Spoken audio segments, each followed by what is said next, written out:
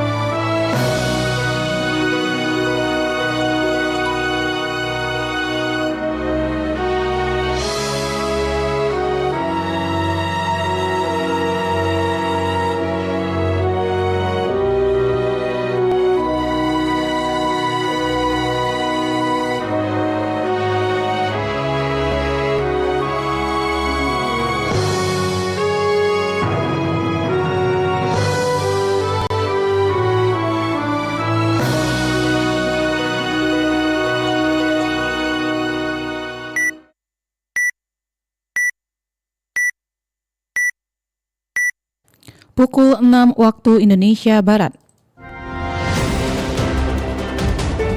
Radio Republik Indonesia Palembang dengan Warta Berita. Supaya pembangunan lancar adalah pertama birokrasi. Kita tahu terkadang birokrasi yang terlalu ribet gitu ya, dan birokrasi yang terkadang terlalu banyak, padahal kita sangat potensial sebenarnya. Itu paling mendasar adalah kita mereformasi birokrasi kita sehingga tidak menjadi penghambat dalam untuk berkoordinasi, berkolaborasi di lapangan, baik itu dengan Forkompinda yang ada, TNI Polri, BPBD Kabupaten Kota yang bersinergis untuk pengendalian kebakaran hutan dan lahan. Jadi api sekecil apapun apabila terdeteksi segera kita padamkan.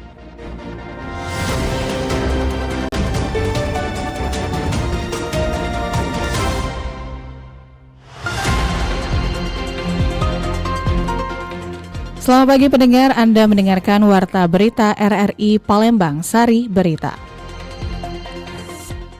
Koperasi Daerah Merah Putih diharapkan bisa mendorong ekonomi di wilayah pelosok.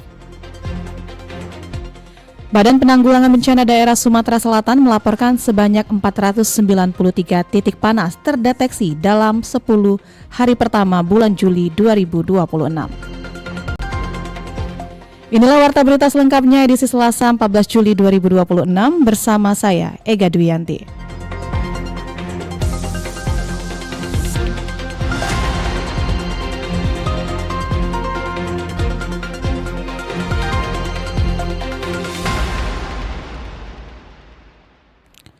Pendengar, Koperasi Daerah Merah Putih diharapkan bisa mendorong ekonomi di wilayah pelosok. Program Presiden Prabowo Subianto dengan mendirikan Koperasi Merah Putih diharapkan dapat mendorong pertumbuhan ekonomi khususnya di wilayah pinggiran atau pelosok seperti di desa maupun perkotaan pinggiran. Hal tersebut diungkapkan ekonom Sumatera Selatan Dr. Ihsan Hadri tadi. Menurutnya, upaya yang dilakukan oleh Presiden Prabowo Subianto merupakan langkah tepat untuk mendorong atau mendongkrak pertumbuhan ekonomi di wilayah pinggiran tersebut. Kalau kita berbicara mengenai Koperasi Desa Merah Putih, saya melihat ini bukan sekedar program pembentukan koperasi baru, tapi merupakan strategi pemerintah untuk mentransformasi ekonomi pedesaan. Selama ini, desa memiliki potensi ekonomi yang sangat besar, baik di sektor pertanian, perkebunan, perikanan, peternakan, maupun UMKM. Namun sayangnya potensi tersebut belum sepenuhnya menghasilkan nilai tambah yang optimal karena masih menghadapi berbagai kendala seperti keterbatasan akses permodalan, lemahnya posisi tawar petani dan pelaku usaha, panjangnya rantai distribusi hingga rendahnya akses terhadap teknologi dan pasar. Nah, disinilah sebenarnya peran Koperasi Desa Merah Putih diharapkan hadir sebagai solusi kelembagaan yang mampu mengintegrasikan seluruh potensi ekonomi desa dalam satu ekosistem yang saling mendukung. Selain itu, dirinya juga mengharapkan dengan terciptanya ekonomi yang meningkat dapat mendorong pembangunan di wilayah pelosok atau pedesaan. Dengan catatan, upaya yang dilakukan oleh pemerintah sendiri dapat lebih mudah atau mempersingkat birokrasi yang dilakukan nantinya oleh petani tersebut. dimanfaatkan kembali oleh pimpinan kita yang sekarang. Ya, artinya yang pertama supaya pembangunan itu lancar adalah pertama birokrasi. Kita tahu terkadang birokrasi yang terlalu ribet gitu ya, dan birokrasi yang terkadang terlalu banyak, padahal kita sangat potensial sebenarnya untuk itu. Paling mendasar adalah kita mereformasi birokrasi kita sehingga tidak menjadi penghambat dalam adanya proses pembangunan. Dari Palembang, Sumatera Selatan, Aditya melaporkan. Sementara itu, pendengar, Ketua Dekopinda Banyuasin, Sukardi, berharap pemerintah pusat terus memperkuat sektor koperasi sebagai salah satu pilar perekonomian rakyat. Menurutnya, pembentukan kementerian khusus yang menangani koperasi menjadi bukti keseriusan pemerintah dalam mengembalikan peran strategis koperasi di Indonesia. Sukardi mengajak masyarakat kembali menjadikan koperasi sebagai pilihan utama dalam meningkatkan kesejahteraan ekonomi. Menurutnya, konsep koperasi yang pernah dicita-citakan oleh Bung Hatta masih sangat relevan dan mampu bersaing dengan berbagai model usaha modern apabila dikelola secara profesional. Ia menilai kehadiran koperasi dapat menjadi solusi bagi masyarakat, khususnya petani, nelayan, dan pelaku usaha kecil untuk memperoleh kebutuhan produksi dengan biaya yang lebih terjangkau. Melalui semangat kebersamaan, koperasi diyakini mampu mengurangi ketergantungan masyarakat terhadap praktik rentenir maupun sistem pembiayaan yang memberatkan. Nah, bagi masyarakat sendiri, ayo kita kembali kepada kitohnya, bahwasanya tidak ada lembaga yang sebenarnya sudah dicontohkan oleh pendiri kita dulu, Bung Hatta, sebagai bapak koperasi. Kalau memang benar-benar koperasi ini dijalankan, tidak akan kalah dengan yang namanya model-model bisnis hari ini, franchise ya, apalagi Shopee dan lain sebagainya. Itu saya pastikan kita akan kuat. Nah, maka dari itu kita bersatu kembali untuk menguatkan, menghidupkan kembali perkoperasian baik di daerah maupun di pusat, Mas. Pendengar, Sukardi berharap gerakan koperasi di daerah kembali bangkit dengan mengedepankan tata kelola yang baik dan mengutamakan kepentingan anggota. Menurutnya, koperasi akan berkembang apabila dikelola secara amanah sehingga manfaatnya benar-benar dirasakan oleh masyarakat dan mampu meningkatkan kesejahteraan anggotanya. Dan pendengar, berikut kita dengarkan ragam komentar masyarakat.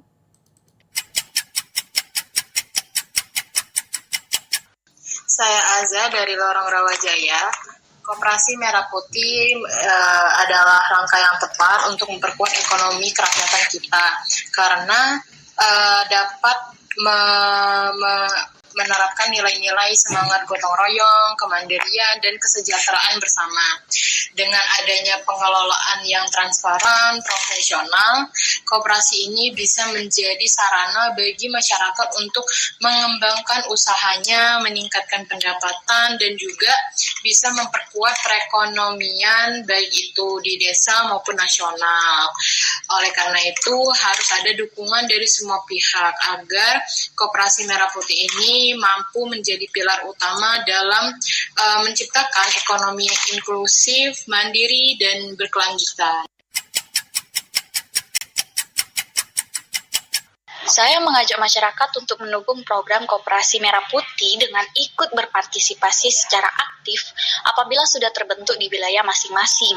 Namun, kita juga perlu bersama-sama mengawasi pengelolaannya agar koperasi ini berjalan secara jujur, transparan, dan juga benar-benar memberikan manfaat bagi seluruh anggotanya. Dengan begitu, koperasi bisa menjadi salah satu kekuatan ekonomi kerakyatan yang berkelanjutan. Menurut saya, program Koperasi Merah Putih jangan hanya berhenti sebagai seremoni. Masyarakat sudah terlalu sering melihat koperasi dibentuk, tetapi akhirnya tidak berjalan. Yang dibutuhkan bukan sekedar nama baru, melainkan pengelolaan yang transparan, profesional, dan benar-benar memberikan manfaat nyata bagi masyarakat. Saya mendukung adanya Koperasi Merah Putih karena dapat menjadi wadah bagi masyarakat, khususnya pelaku UMKM untuk mengembangkan usahanya. Dengan akses permodalan, pelatihan, dan pemasaran yang lebih baik, saya berharap koperasi ini mampu meningkatkan kesejahteraan masyarakat dan memperkuat ekonomi di tingkat desa maupun kelurahan.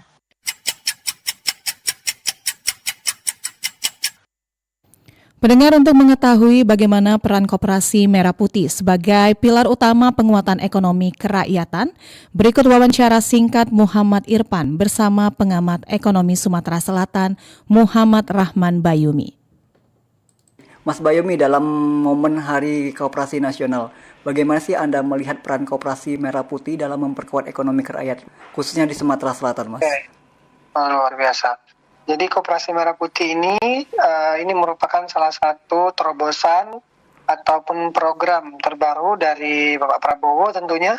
Ya. Tentunya kalau kita melihat dari transformasi ke depan itu kan koperasi ini benar-benar kalau kita lihat dari segi fasilitasnya dan juga sistem infrastruktur dan juga SDM-nya ini benar-benar sepertinya dikelola secara fundamental, dalam artian dari tenaganya itu memang mempunyai kekhususan sendiri. Jadi koperasi ini menurut saya bagus ya, apalagi ini memang merangkul generasi muda untuk memastikan adanya generasi pimpinan yang progresif, menciptakan pemberdayaan dan juga peningkatan perekonomian bangsa. Apalagi sekarang ini kalau kita lihat di Hari Koperasi 12 Juli ya Pak ya. Iya, benar. Momentum ini memang menjadi waktu yang tepat juga sebenarnya untuk refleksi mendalam, karena peringatan ini memang kalau kita memandangnya itu kan bukan cuman sebagai seremonial tahunan harapannya, tapi memang bisa menjadi titik evaluasi apakah memang koperasi ini bisa memberikan perubahan kayak gitu terhadap perekonomian secara sistemik kayak gitu. Baik. Mas Bayumi, menurut Anda apakah pembentukan Koperasi Merah Putih ini mampu menjadi solusi dalam meningkatkan kesejahteraan masyarakat, Mas? Dan juga memperkuat perekonomian desa maupun kabupaten dan kota, Mas? Oke.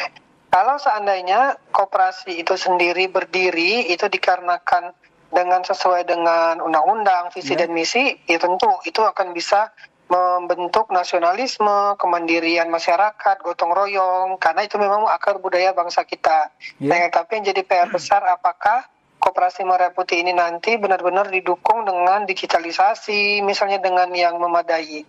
Karena kenapa sekarang ini kan eranya udah digital nih. Nah, sehingga perubahan itu bisa lebih cepat apabila ini nanti bisa mampu mengakomodir bagaimana koperasi ini bisa berdaya saing dengan koperasi-koperasi lain tentunya. Harapannya koperasi ini mempunyai kekuatannya yang besar sehingga nanti mampu memberikan dampak secara signifikan kayak gitu terhadap perekonomian secara luas kayak gitu. Jadi menurut saya ini bisa berdampak sebenarnya. Baik, Mas Bayumi, apa sih Mas yang menjadi tantangan yang perlu diantisipasi Mas agar Koperasi Merah Putih ini dapat dikelola secara profesional dan juga transparan, Mas? Kalau untuk tantangan, yang pertama kita bagaimana caranya kita melepas stigma yang kuno gitu. Apalagi kan sekarang di era masyarakat ada yang sudah mulai masyarakat yang memberikan isu-isu ataupun framing yang agak kurang baik terhadap koperasi karena orang sudah pesimis. Nah, tantangannya justru bagaimana caranya Koperasi Merah Putih ini mampu rebranding ataupun mempunyai branding baru kayak gitu. Nah, karena ini memang koperasi yang baru, bagaimana caranya koperasi ini benar-benar bisa memberikan dampak nyata terhadap perubahan perekonomian. Dan juga bagaimana koperasi ini apakah bisa memulihkan kepercayaan publik atau trust issue. Jadi bagaimana nanti dia benar-benar misalnya bisa membasmi atau mengurangi investasi bodong, pinjaman online, tapi dia bisa menjadi solusi atau garda ke depan. Dan juga bagaimana juga tantangannya untuk melibatkan generasi muda ini benar-benar generasi yang cakap, inovatif, dan kreatif sehingga bisa memberikan reputasi yang baik juga di masyarakat kayak gitu. Baik. Mas Bayumi, saat ini bagaimana sih Mas strategi agar Koperasi Merah Putih ini dapat bersinergi dengan pelaku UMKM, petani, ataupun juga nelayan Pak untuk sektor usaha ini agar mampu meningkatkan ekonomi di daerah, Mas? Kalau menurut saya untuk meningkatkan ekonomi daerah tentu intinya kan kita sudah punya nih. Sebenarnya kan kalau kita koperasi itu kan fundamentalnya gotong royong. Sejarah juga pernah nih membuktikan bahwa dari sektor ekonomi rakyat, khususnya koperasi dan UMKM ini memiliki daya lenting atau yang jauh lebih kuat dalam menghadapi krisis dan finansial global. Jadi intinya menurut saya cara yang paling gampang itu ya mengembalikan nilai dan prinsip dari koperasi itu sendiri. Jangan sampai nanti Koperasi Merah Putih ini dijadikan ajang untuk coba-coba semata, tapi harus mempunyai jangka panjang yang lebih luas kayak gitu. Jadi bukan cuma proyek sesaat, tapi bagaimana proyek ini akhirnya bisa tahu tentang nilai dan prinsip aslinya yang pada akhirnya nanti mampu memberikan dampak jangka pendek, menengah, dan jangka panjang kayak gitu, dan berkelanjutan. Baik, Mas Bayumi, terakhir Mas, pesan ataupun juga rekomendasi Mas terhadap Koperasi Merah Putih ini agar benar-benar menjadi pilar utama dalam penguatan ekonomi kerakyatan yang mampu memberikan dampak nyata bagi masyarakat di Indonesia, khususnya Sumatera Selatan, Mas. Oke, agar Koperasi Merah Putih ini tidak tertinggal oleh zaman dan tentunya terus menjadi leader ataupun Koperasi Merah Putih ini bisa menjadi pionir kayak gitu, bisa menjadi pelopor dalam penguatan ekonomi kerakyatan. Inovasi menurut saya adalah satu keharusan, sehingga koperasi ini wajib melakukan digitalisasi secara operasional, pembukuan digital, aplikasi pelayanan keanggotaan, sehingga mampu menjaga tata kelola juga yang transparan, merangkul generasi muda untuk memastikan adanya regenerasi kepemimpinan yang progresif. Jadi insya Allah nanti kita bisa meraih Indonesia Emas 2045 kayak gitu, kurang lebih intinya di masa mendatang kita bisa meraih apa yang kita harapkan kayak gitu. Jadi benar-benar dilakukan secara profesional. Baik, Mas Bayumi, terima kasih atas juga informasi dan juga edukasi kepada pendengar RRI. Selamat melanjutkan aktivitas, selamat sehat selalu. Assalamualaikum warahmatullahi wabarakatuh. Pendengar Warta Berita ini disiarkan secara langsung melalui RRI Programa 1 Palembang, frekuensi 92,4 FM, dan disiarkan juga melalui streaming YouTube Pro 1 RRI Palembang dan aplikasi RRI Digital yang bisa diunduh melalui Play Store dan juga App Store. Anda masih bersama Warta Berita RRI Palembang.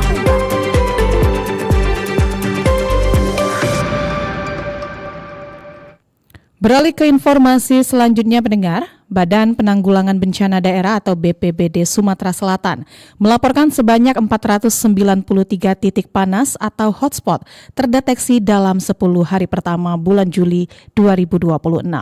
Jumlah itu menandakan ancaman karhutla di provinsi ini mulai meningkat. Badan Penanggulangan Bencana Daerah BPBD Sumatera Selatan mencatat sebanyak 493 titik panas atau hotspot terdeteksi selama 10 hari pertama Juli 2026. Dalam catatan itu ada 4 daerah yang hotspotnya sangat tinggi. Kepala Bidang Penanganan Darurat BPBD Sumatera Selatan Sudirman mengatakan hotspot yang muncul tertinggi berada di wilayah Kabupaten Musi Banyu Asin, Muara Enim, Ogan Komering Ilir, Oki, dan Kabupaten Ogan Komering Ulu, Oku. Hotspot yang terdeteksi di Sumsel sebanyak 493 titik terpantau dalam 10 hari pertama, sementara secara harian masih terpantau puluhan titik. Rinciannya 4 daerah tertinggi hotspot yang terpantau mencapai 89 titik di Muba, Muara Enim 71 titik, Oki 67 titik, dan Oku 65 titik. Selain itu, wilayah Kabupaten Lahat juga terpantau tinggi dengan 38 titik, Ogan Ilir 37 titik, Kabupaten Pali 27 titik, Oku Timur 22 titik, dan Kabupaten Banyu Asin 20 titik. Sudirman mengatakan berbagai upaya telah dilakukan untuk mengantisipasi ancaman terjadinya kebakaran hutan dan lahan karhutla, termasuk kolaborasi dengan berbagai pihak. Jadi kita untuk berkoordinasi, berkolaborasi di lapangan, baik itu dengan Porkompinda yang ada, TNI Polri, BPBD Kabupaten Kota, yang bersinergis untuk pengendalian kebakaran hutan dan lahan. Jadi api sekecil apapun apabila terdeteksi segera kita padamkan bersama-sama dengan tim terpadu. Sepanjang 2026, jumlah hotspot yang terpantau di Sumatera Selatan mencapai 2.342 titik. Terbanyak terdeteksi pada Juni mencapai 755 titik dan Mei 708 titik. Jumlah hotspot pada 2 bulan itu menjadi yang tertinggi sejak 2015. Menurut Sudirman, meningkatnya jumlah hotspot dipengaruhi kondisi cuaca yang semakin kering akibat berkurangnya intensitas hujan di sebagian besar wilayah Sumatera Selatan. Meski begitu, hotspot yang muncul terkadang bukan titik api, sehingga perlu dilakukan verifikasi di lapangan. RRI Palembang, Nova Ariana melaporkan terus mengudara untuk Indonesia.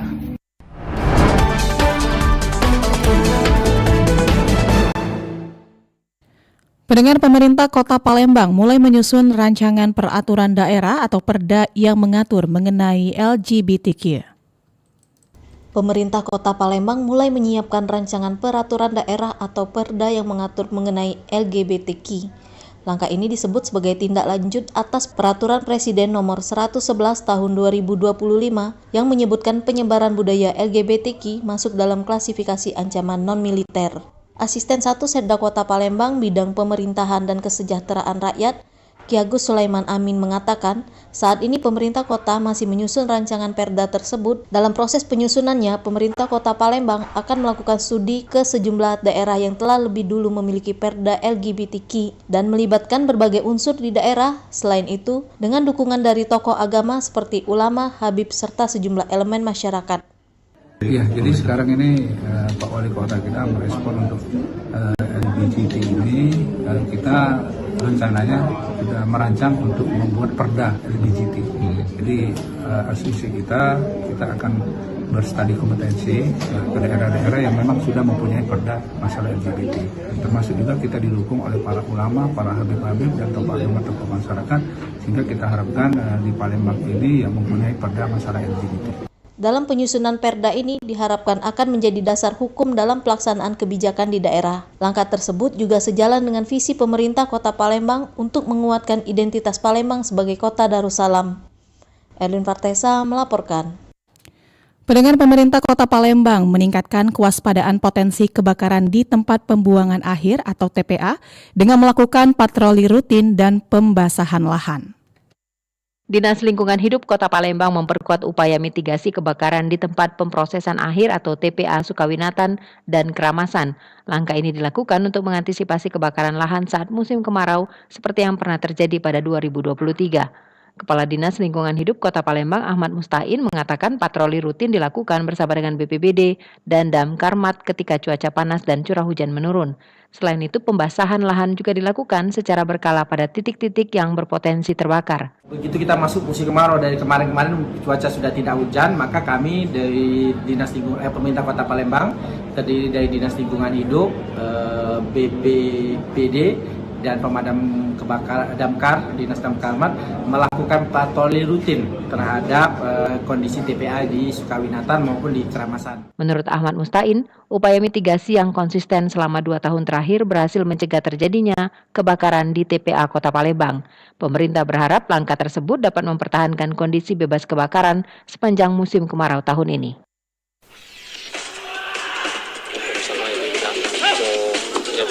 Olahraga atletik Sumatera Selatan berharap pemusatan latihan nggak usah mulu-mulu kan, karena dilihat dari persiapan sekarang GFC tidak akan terpengaruh terkait dengan pemain sudah memahami kesabaran masing-masing. Berita olahraga.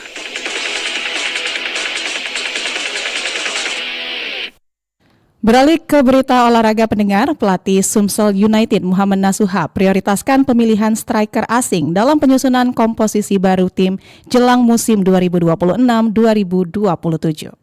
Pelatih kepala Sumsel United Muhammad Nasuha tidak ingin membuang waktu. Ex-penggawa timnas Indonesia ini langsung tancap gas menyusun kerangka tim untuk mengarungi Championship musim 2026-2027. Nasuha mengakui radar rekrutmennya sudah mulai menangkap sejumlah nama potensial. Namun perburuan pemain tidak berjalan semulus rencana. Persaingan pasar yang ketat membuat beberapa pemain incaran justru sudah lebih dulu dipinang klub lain, sehingga proses pembentukan skuad kini harus berjalan lebih dinamis. Fokus utama dalam perburuan pemain kali ini adalah memastikan slot pemain asing terisi dengan tepat. Meski masih merahasiakan detail identitas calon penggawa barunya, Nasuha memberikan sinyal kuat bahwa lini serang akan menjadi prioritas utama untuk memperkuat daya kedor tim. Kayaknya tetap 3 posisi di mana ya? Iya. Posisi striker? Iya. Kita masih berdiskusi dengan staf yang lain untuk posisi-posisi. Kita belum sempat bahas dengan teman-teman. Mungkin nanti. Manajemen Sumsel United telah mematok jadwal latihan perdana pada awal bulan Agustus mendatang. Sesi ini akan menjadi panggung awal bagi Nasuha untuk mengevaluasi kesiapan fisik sekaligus mulai membangun chemistry antar pemain sebelum terjun ke kompetisi yang diprediksi akan berlangsung sengit. Rian Apridani melaporkan.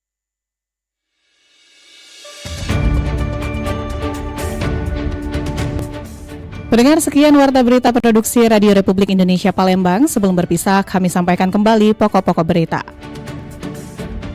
Koperasi Daerah Merah Putih diharapkan bisa mendorong ekonomi di wilayah pelosok. Badan Penanggulangan Bencana Daerah Sumatera Selatan melaporkan sebanyak 493 titik panas terdeteksi dalam 10 hari pertama bulan Juli 2026.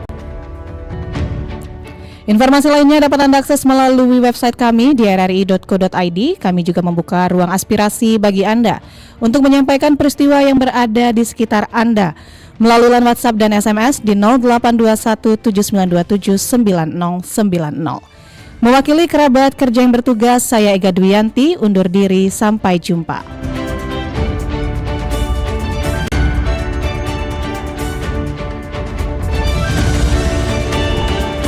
Demikian Warta Berita Radio Republik Indonesia Palembang.